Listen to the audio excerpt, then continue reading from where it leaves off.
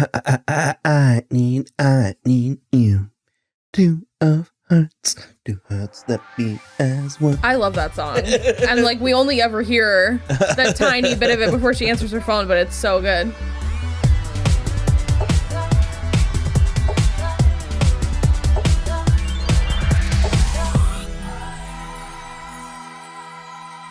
Hello, everybody. I'm Will. And I'm Kristen. And so I'm watching The Flight Attendant, Season 2, Episode 2. Mushrooms, tasers, and bears. Oh my!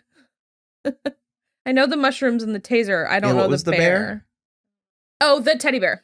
Oh, okay. From Davy. We did have a intermission midway through the episode. Yeah. So, well, we did forget to mention the weird couple that was spying on Cassie in Berlin. Gabrielle and Esteban. Mm-hmm. Yikes. Yeah, like I said, as per usual, I wasn't entirely convinced that they were like nefarious, but based on they were like getting something scanning off her something. phone, yeah. I was convinced that she was like training. I was convinced that she thought this was like a mission, but they were actually like qualifying her. Because that's something. The thing is, like, over a year out, she's as trained as she's going to be for a civilian asset. Yeah, but to the next. Oh, I don't think that's how the CIA works. Regardless, because that is the end of this episode, but Esteban was attempting to break into her apartment. Yeah. And bungalow. Gabrielle was in the bungalow across the street with Mr. Waffles. The dog. And they had the older couple inside alive, tied up. Yeah. If they kill people, because you were like, I'm surprised they're still alive. And I was like, if they killed them, that takes this plot to the next level. I mean, if they're killing strangers. Nefarious people do that all the time. I mean. Yeah. Well, so that'll mean they're definitely. Oh, yeah. They're definitely bad guys. Yeah. And so was Madam Satan. No, these are definitely bad guys. Oh, so you watched the first 6 episodes she was in, being like, this is a gray zone. No, of course not. But they have people tied up inside and they beat them. They're bloody. They're bad people. According to what we've seen, regardless. So we also did forget to mention Jenny. Yeah. She has an AA crush on Cassie.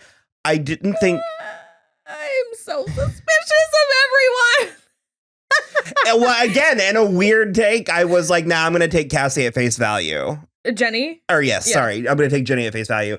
I still kind of believe that, even though, well, so for me, it's easy to believe that it was the way Brenda, who was Shora, the way she was like, oh, you've got your AA crush. Like it felt like a rite of passage. And I think to Jenny, Cassie is just, well, like inspiring and also like aspirational for sure. So she like she's been attempting to befriend Cassie, and she ended up befriending her brother Davy. And I took him to lunch.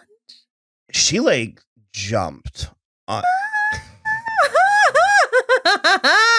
I don't know. I'm not sure I would take the brother I've never met of a casual acquaintance from Alcoholics Anonymous. It's the AA part for me that's the step too far. Yeah.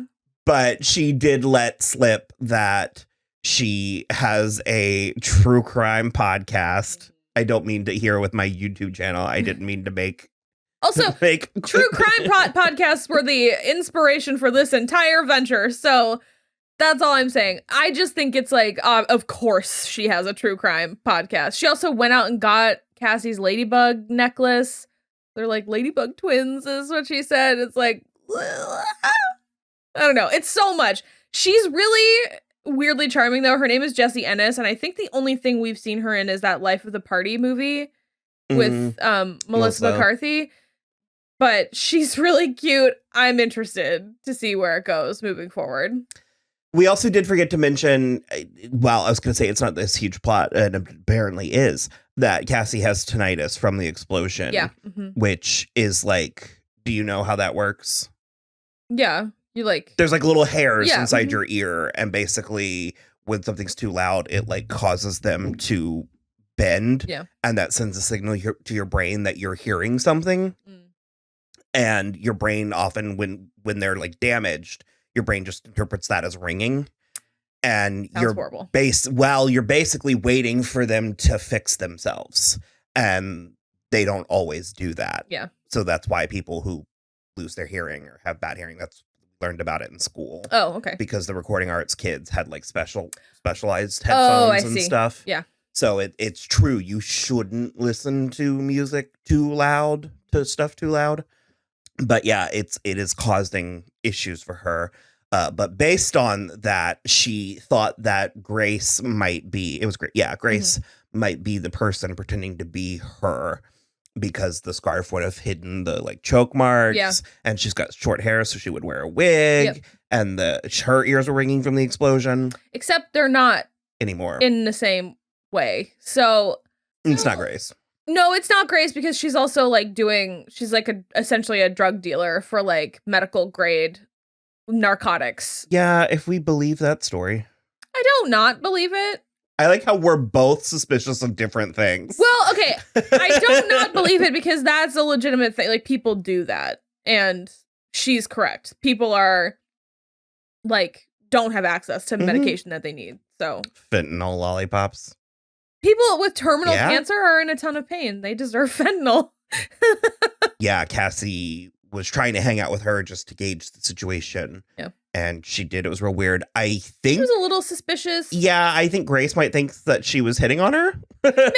Maybe. But then also while she was following her around, she ran into Davey at the farmer's market. She didn't say anything. Speaking of hitting is making it with the cheese guy. Something's going on. Something's going on with his husband and family. Because he's very adamant about the Zoom calls. Yeah. That they're definitely having. Well, he keeps saying I talk to the girls every night on Zoom. And so that makes me think that like the husband doesn't like how present he's being for Cassie. Maybe, but also in my experience and from what I've gathered, seen, lived, sometimes when people know people who are a mess, they like those people being a mess more than they hate the mess that comes with it. Yeah, it gives them an excuse or gives them a reason to have like either for they look better by proxy or their problems. Like, I don't know. So maybe now that Cassie sorted her stuff out, he's like, it might have unravel or shit is unearth some stuff. That's sort of kind of what I was getting, because he can't just sort of like, well, he can't push everything off onto her. Yeah, interesting. That's the angle I got. I don't like Marco. He's weird. He's also weird. He asked her to move in with him after only 6 months. Yeah, I don't know. I don't have a lot of personal experience with like close relationships in that regard. It seems everybody that I'm friends with I've known for double-digit years, and so I'm sort of like, can you really know someone? So, like, 6 months feels soon, especially for two people in. So apparently he's an alcoholic as well, which I didn't clock until this episode.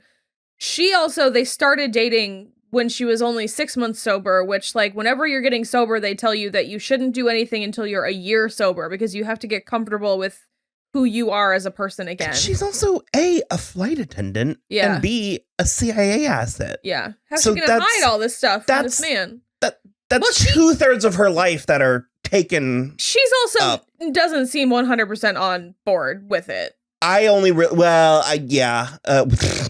then Eli, not everyone can be Max when it comes to loving Marco. But that's true. Could you imagine? But then Eli, Megan's son, calls her and she's like, "Oh, great, an excuse for me to get out of this conversation." And she goes and talks to him. I don't like that. I can't just go watch the next episode. Yeah. So like Megan sent her son a Snapchat that was really weird and said to send it to Cassie, and then the account was deleted. So he sent it to Cassie.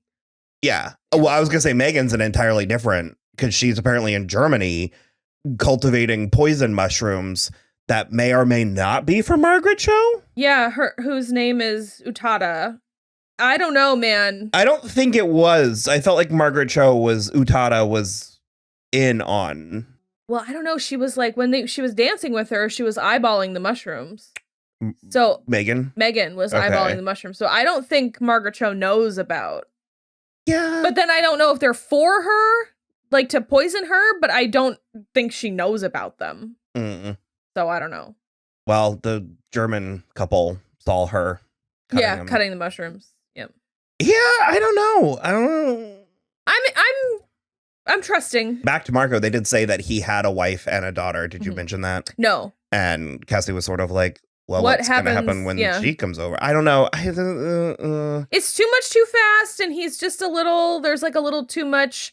And like, I generally want to think that Max is a pretty good judge of character, but he is like immediately smitten with this guy in a way that's like. Well, and also they finally, this is the first they've really acknowledged that Max and Annie have a slight, like, he's like, she's complicated, and in a way where he was making excuses. I don't know. Yeah, no, I agree with you on that, because it's sort of like he loves Annie so much more than she outwardly loves him, and like every time someone brings up her engagement ring, he's just been so great about it that this was like the one time too many where he was kind of like, okay, come on, like, what are we doing? What is his job? He's a hacker, yeah, and that's just like a professional job people have. Well, no. Okay. Annie was like, you are basically illegally making money, and that's how we're being supported, but I want that to not happen anymore. But then I think she tanked her interview on purpose. I don't. Really? I mean, maybe subconsciously, but okay. I buy that she wants to do better. I guess I didn't remember or clock that they were like attempting to move to LA. So she was trying to get a job doing better work. Yeah. Which, I mean, I get it. Not mob in LA. No, I get it. It's definitely admirable. I'm not trying to get into, dirty industry, blah, blah, blah. But she's so good at it. Like, she's so good at being the like lawyer, the skeezy lawyer. I don't know. She has the desire to want to better her life, but I don't know if she has the follow through. Yeah, I'm not sure. It will be interesting to see if she like gets more interviews while they're there. Because also, there. I'm not entirely. Well, I was about to say I'm not entirely sure that she tanked it, because they might be looking for someone who. Based on their faces, absolutely not. I mean, are dolphins really that smart? Yes, they are. The viewfinder. So he was able to find. It's like a bunch of weird numbers, and like it's like a date.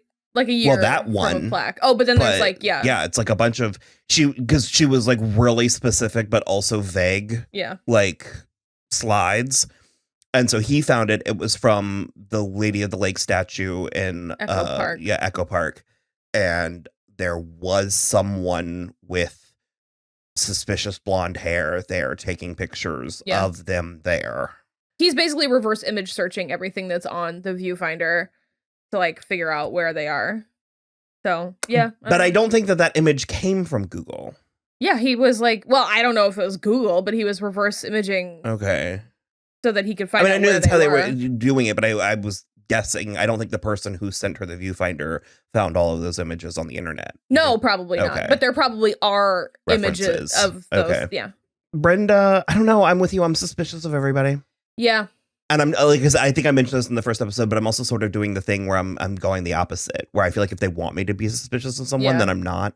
Brenda is the sponsor. Mm-hmm. Okay. They also, between the three of them, said the word donuts like 100 times in that scene.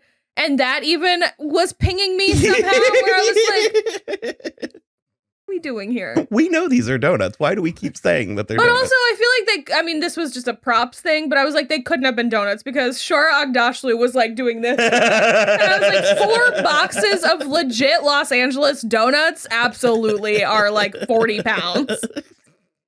Yeah, I don't have any real theories other than the